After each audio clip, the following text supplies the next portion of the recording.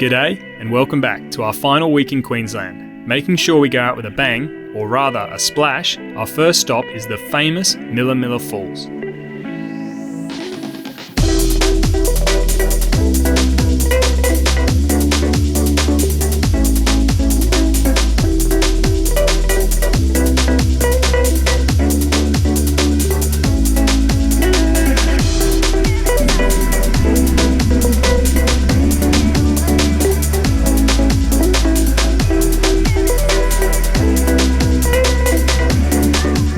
Then we hike to the top of the jaw-dropping Windin Falls, where we brave the cold and current to see just how close we can get to the edge.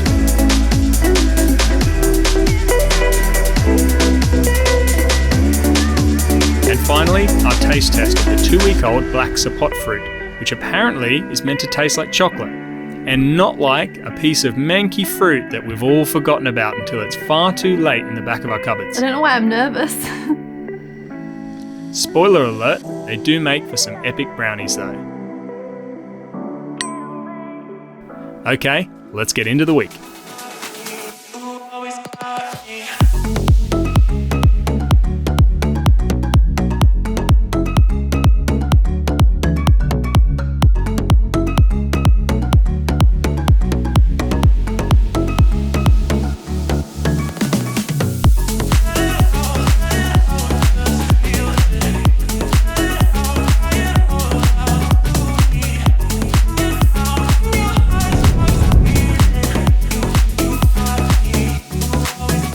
This morning, up relatively early, a little bit blurry-eyed, a little bit dusty from the bull riding event last night, which was epic. It was really cool to see. It's a brutal sport and I don't think you could pay me to do that. The paramedics definitely earned their money, Jesus. But much respect for the bull riders. They're some crazy mofos. We're up early this morning, we're doing some of the must-dos of the Atherton Tablelands. Going to 2 of the many waterfalls we could have picked, but we think we've picked the best. We've picked Millaa Millaa and Windin Falls. And then there's a bunch of little towns along the way that we drove through on the way up here, and Sophie's insisting that we go back and check them out because super they, cute. Quote unquote, are super cute. Yeah.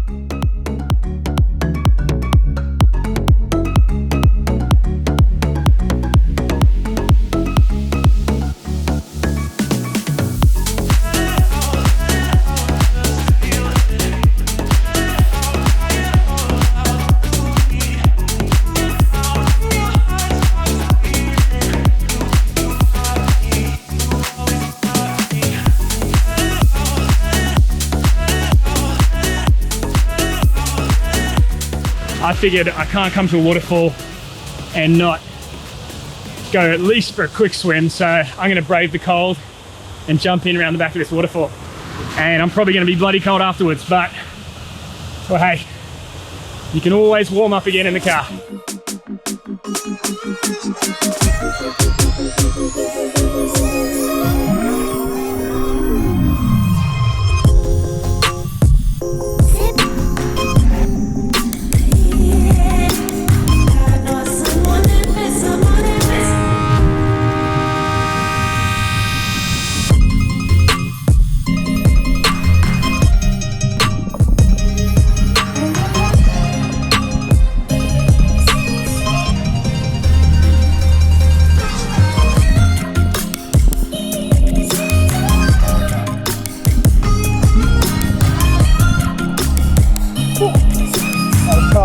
Very cold. So we just finished up Millaa Millaa. Really cool waterfall. Like we expected, there was probably pretty touristy spot, really easy access with a car, so families, backpackers, the whole lot sort of pull up there. So managed to get in amongst, around the back of the trails and so on and get some pretty cool long exposure photos. But if you're gonna go, I would say go early morning or maybe late evening and just try and avoid the crowds, because otherwise you're just gonna have tons of people in your photo. So how come you chickened out and didn't come for a swim? You went in for a dip just about when it started raining, and I thought, I don't know if I want to get cold and then not really be able to heat up again for a while. So I looked after the camera gear, and you were going to go for a swim. This next place I'm definitely going to go in. Excuses. She's just like, oh, it's a bit cold. I'll wait here. You go for a swim. Yeah, Anyway, I volunteered to look after the camera gear, you know. we're very close to the camera gear. I'm pretty sure we could have watched it and gotten out if anyone tried to pick it up. But anyway, the excuses she makes. Next waterfall, you're definitely coming in, yeah? Yeah. Okay. Yeah. Windin Falls. Watch this space because Sophie's actually getting in the water this time. If it's raining, we'll see though.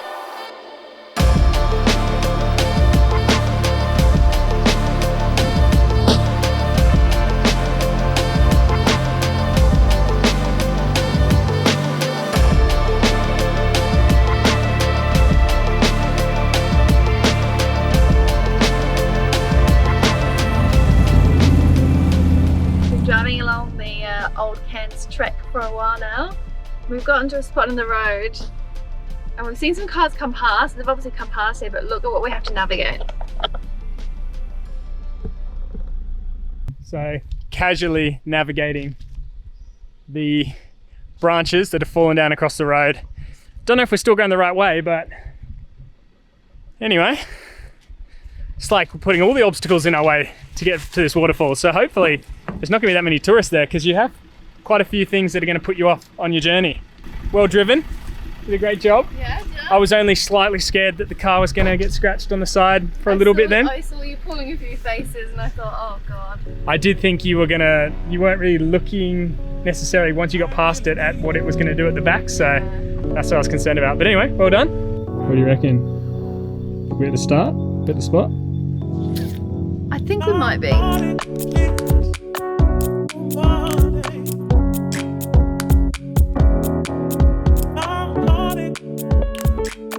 Our car is literally just behind it there. So if we leave it here and don't come back for it for a while, Oh, I know. that's what happens. This one. Checkpoint 1 reached. This is where we save our game progress and take all our extra lives. So this is the infamous locked gate. Infamous locked gate. This is the locked gate that we've been looking for.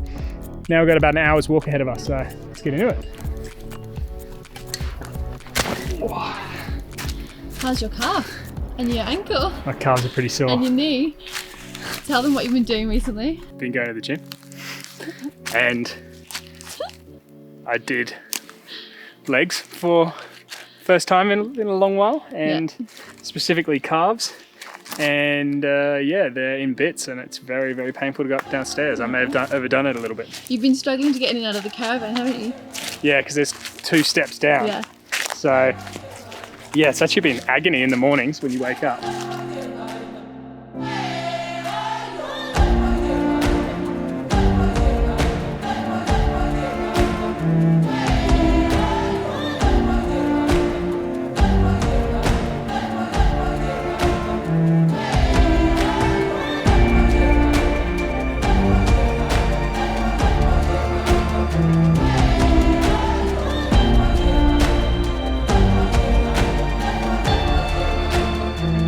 Past some runners and some walkers, so pretty sure we're onto the right path now. And they just said make sure you take the first right, first left, first turn, whatever it was.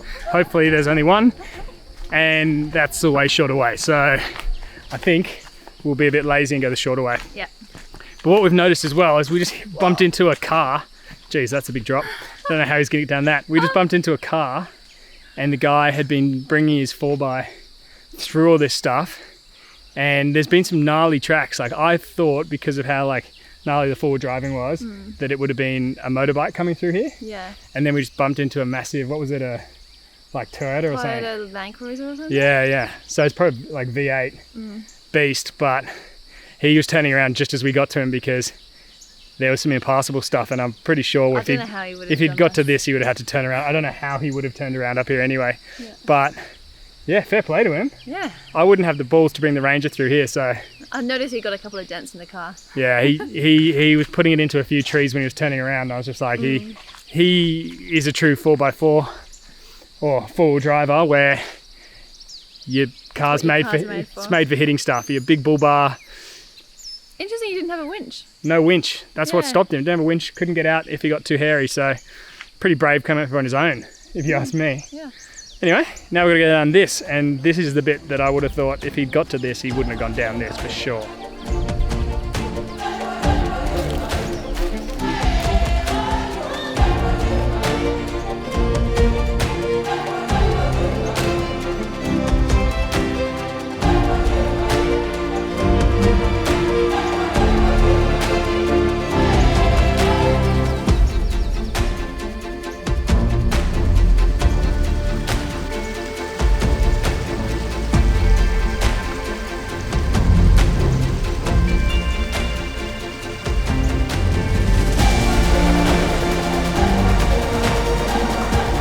How cool is this?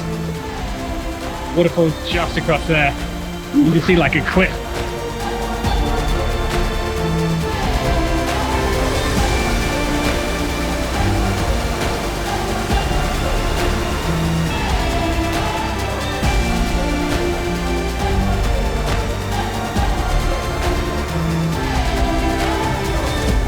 I can't believe I'm going to do this because it's so cold.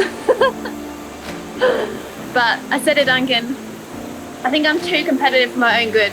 He's been in once today, so now I have to go in as well. Super windy. Alright, let's do this. Alright, it's just started to rain. It's really cold and windy, but we said we're going to go in, so we're going to do it. I don't know how close to the running water I want to get though, because that current looks like it just goes. Look at that.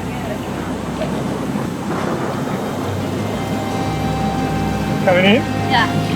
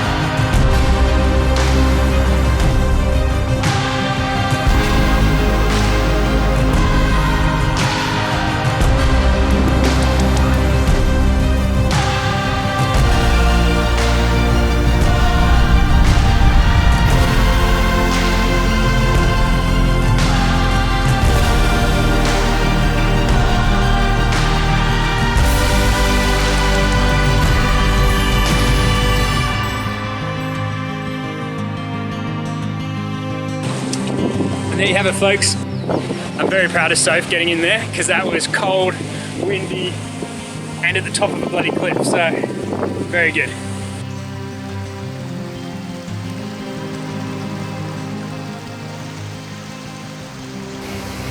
I just said no more photos.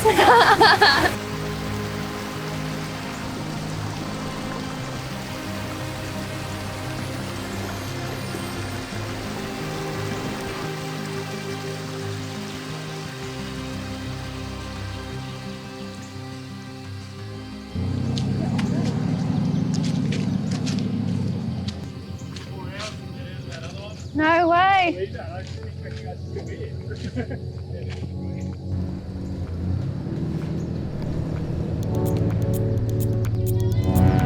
Is all I really need. Can I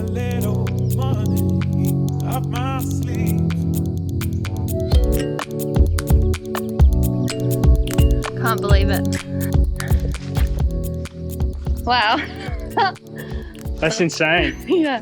So those guys that we saw on the way up, sorry, the way down to the waterfall, we were so surprised. We just came around the corner on the way back after being there for a good couple of hours. Yeah.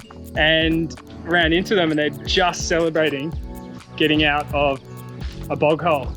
And quite literally, they were just like, we've been trying to get out for 4 hours. Yeah. And they had moved what? Maybe 100 meters since where we left them? Yeah, about that. Yeah. Like quite literally, 100 meters from where we left them. When we left them, when we first saw them, as we turned the corner, we heard them like revving, didn't they? What do you call it? Like wheel spinning. And they wheel spin for ages. And I reckon that's where they got bogged. Because that was just around that corner. Well, just where they were there, because you could hear them celebrating. Because quite literally, as we came around the corner, you hear them screaming, and that was them getting out 4 hours after. Wow.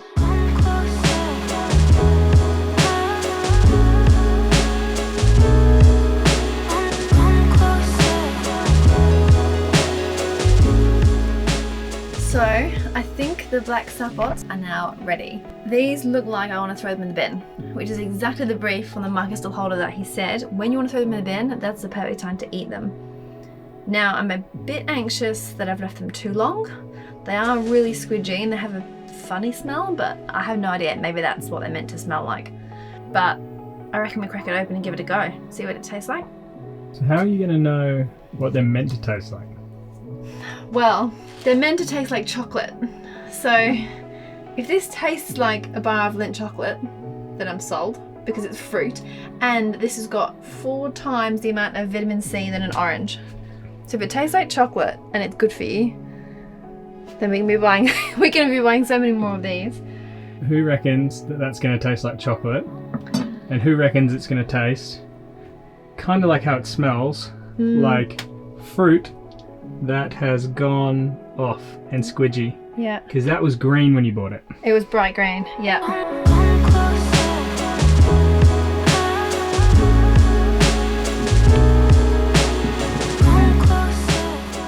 It does resemble chocolate, but I have a feeling I've left it too long. So this could taste really gross. It's almost like a bit like a jelly. It's got like a hard casing. I mean, it really does look like some chocolate pudding, doesn't it? I really hope it tastes like it, otherwise I'm going to be spitting it in the sink. I don't know why I'm nervous.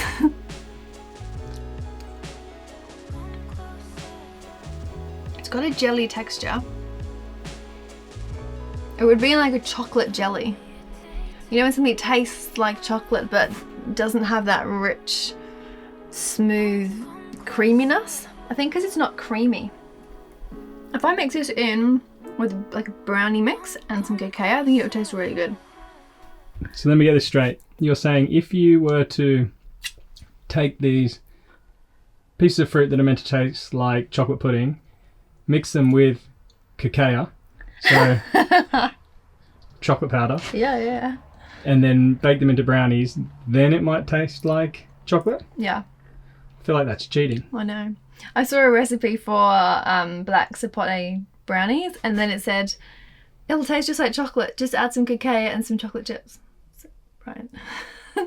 It's a fruit though. I wasn't expecting it to taste just like chocolate. Otherwise, everyone would just eat this and not eat chocolate. And it is so squidgy, isn't it?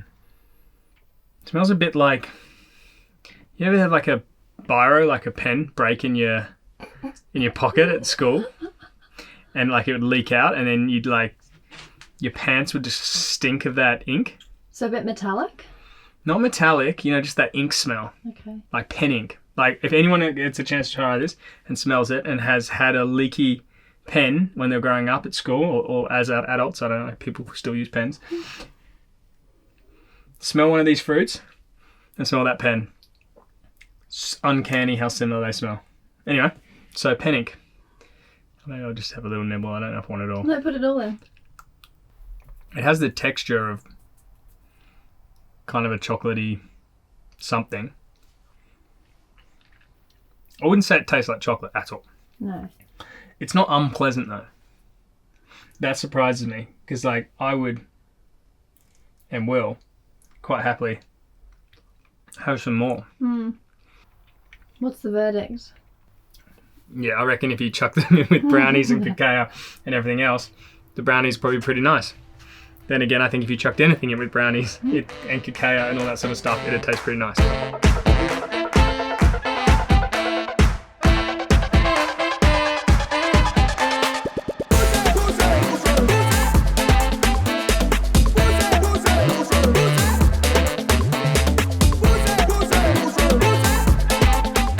So super simple. It's literally maple syrup, coconut oil, 2 eggs. Then you put in the black sapot, mix it all together, and then it's got coconut milk, self-raising flour, coconut flour, cacao, a little bit of baking soda, and I've put in a little bit of cayenne pepper because we do like it with a little bit of a kick. Hopefully this all comes together in the microwave. Obviously we don't have an oven, so everything goes in the microwave on low and slow. Fingers crossed this then comes out like a brownie banana bread. Here you go. Official taste test. Now, I know it's 3 minutes to 11 p.m, but warm brownie. I guess brownies before bed is okay, seeing you just cooked them. Pretty tasty though. Yeah, I give it a... For a healthy alternative with like no butter, no sugar. Okay. Yeah, it's pretty tasty for being that healthy. And a little I bit thought of you just cacao. added loads of stuff to it to kind of make it healthy. Good, right? That's really good. Take them away from me though, I'm going to keep eating them. Yeah. Maybe one more. Just a sneaky one. We've done lots of exercise today. These are the bomb. In our next episode, we leave the green landscapes of tropical Queensland in our rear view and road trip inland towards the remote red of the Northern Territory. Life is a winding road, no telling where it goes. Driving through days and nights, won't stop for traffic lights. A long day's driving finds us sleeping where we fall, finding some great free camps along the way. We got here last night, pulled in off the road. This is called the Gravel Pit. Great name when you're looking for somewhere to stay. I will keep on searching for my highs. And we're definitely not in the tropics anymore, with stunning landscapes and a sea of tombstone-like termite mounds stretching out as far as the eye can see. Even if the sky is falling down. Then we journey on to soak up the nightlife at the legendary Daily Waters pub, where we do as the locals do and hydrate the outback way. And once again, thanks Legends for making it to the end. It does mean a lot. Have an amazing week. We'll see you on the other side. Trusting our wings to fly. Sometimes we're crashing down, but we get up and start from the ground.